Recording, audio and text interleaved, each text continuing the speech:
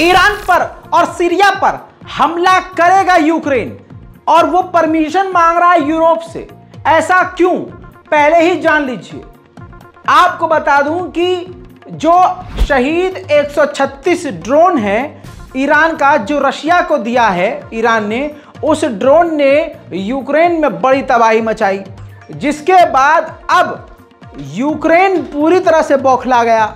उस ड्रोन की जब इन्वेस्टिगेशन करी, उसके पार्ट्स के जब रिव्यूज़ करे, तो पता चला कि शहीद 136 ड्रोन में ईरान का पार्ट नहीं है।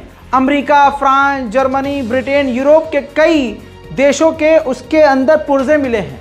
बौखला गया है पूरी तरह से यूक्रेन, और यूक्रेन ने कहा कि हम अमेरिका से जो लॉन्ग रेंज की मिसाइलें मांग रहे हैं और वेस्ट से जो लंबी दूरी के हथियार मांग रहे हैं, वो इसीलिए मांग रहे हैं ताकि हम ईरान में जहां ये ड्रोन बढ़ रहे हैं वहां हमला कर सकें, और सीरिया में जो ईरान की ड्रोन फैक्ट्री है उस पर भी हमला कर सके।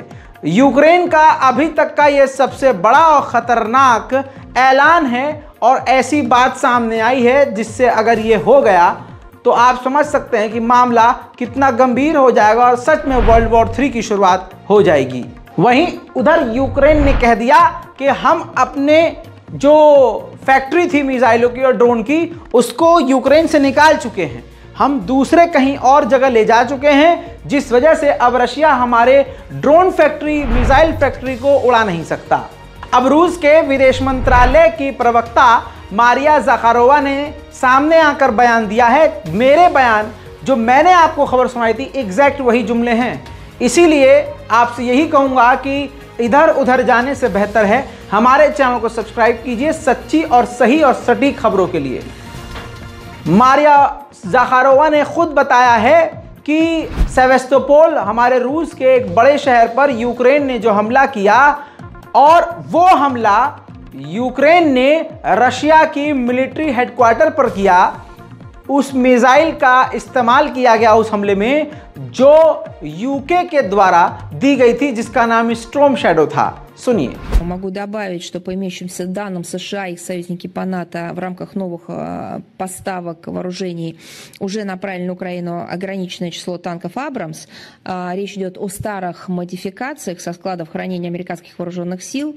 По мнению определенного круга экспертов, это не изменит ситуацию в зоне соприкосновения вооруженных сил Российской Федерации с вооруженными формированиями киевского режима. А вот что касается недавних ракетных ударов по Крымскому полуострову и непосредственно по штабу Черноморского флота в Севастополе, в этих целях использовались британо-французские ракеты «Воздух-Земля» Storm Shadow.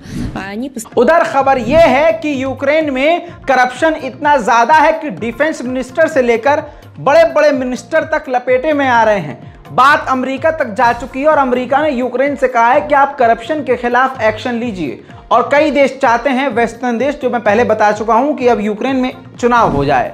वहीं रूस का KA-52 अटैक हेलीकॉप्टर यूक्रेन पर बमबारी और गोलीबारी करता हुआ पाया गया है।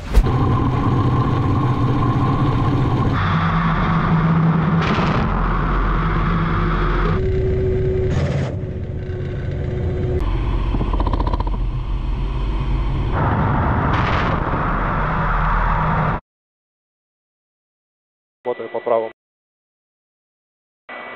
Прямое.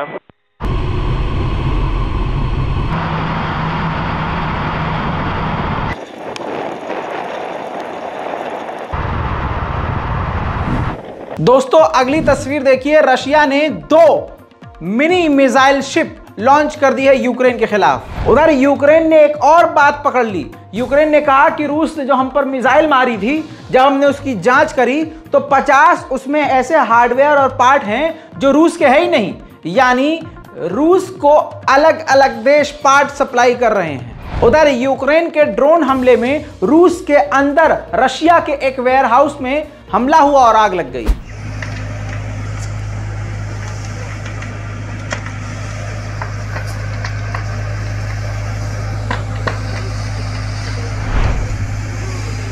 यूक्रेन पहुंचे अचानक से कई देशों के एम्बेसडर, जिसकी तस्वीर आपके सामने है। जानकारी के लिए बता दूं, इथियोपिया, फ्रांस, स्लोवेनिया, हंगरी और यूके, कनाडा और इसके अलावा यूरोपीय यूनियन के एम्बेसडर्स यूक्रेन में पहुंचे थे, जिनका स्वागत ज़ेलेंस्की ने किया। उधर चेक रिपब्लिक अमेरिका से 24 F-35 फाइटर जेट खरीदने वाला है और कहा जा रहा है कि इनमें से कुछ फाइटर जेट यूक्रेन को दिए जाएंगे। यूक्रेन ने ही जानकारी दी है कि यूक्रेन के साउथ के इलाके से हम बच्चों को, बूढ़ों को निकाल रहे हैं, यानी खतरा बढ़ रहा है और जंग और भी खतरनाक हिंसक मोड़ में जाने वाली है। उधर रशिया ने खैरसन के इलाके में यूक्रेन के कई अड्डों को उड़ा दिया है।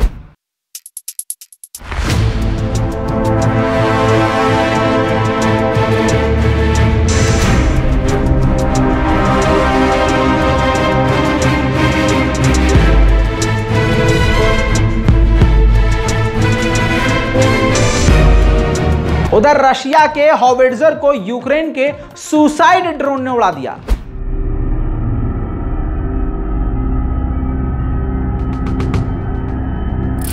उधर अमेरिका और पोलैंड के बीच पीछे से डील हो गई है। अब अमेरिका पोलैंड के अंदर पहला न्यूक्लियर पावर प्लांट बनाएगा। उधर यूक्रेन का कम नुकसान नहीं हुआ है। देखिए, यूक्रेन के सैनिकों का कब्रिस्तान, जिससे साबित हो रहा है यूक्रेन भी बड़ा नुकसान झेल रहा है। मेरे दोस्तों, उधर यूक्रेन ने बड़ा ऐलान करके बताया है कि अब वैगनर ग्रुप बेलारूस से यूक्रेन में वापस आ गए हैं, लेकिन वैगनर ग्रुप हमारे लिए खतरा नहीं है क्योंकि वो अपना लीडर खो चुके हैं। बात करें यूक्रेन की, तो यूक्रेन फर्जी दावे भी बहुत कर रहा है। अभी 2 दिन पहले यूक्रेन ने दावा किया कि उसने एक यूक्रेन के सीनियर कमांडर को हमले में कत्ल कर दिया है, सेवेस्तोपोल पर हमला करके। लेकिन ये तस्वीर यूक्रेन के खिलाफ, यूक्रेन को एक्सपोज करते हुए रशिया ने फिर से जारी कर दी है, जिसमें यूक्रेन को दिखा दिया है, दुनिया को रशिया ने दिखा दिया है कि जिस सीनियर अधिकारी को तुम मारने की बात कर रहे हो वो जिंदा हैं। उधर रशिया की राजधानी मॉस्को के अंदर यूक्रेन के ड्रोन हमले के बाद आग देखी गई है।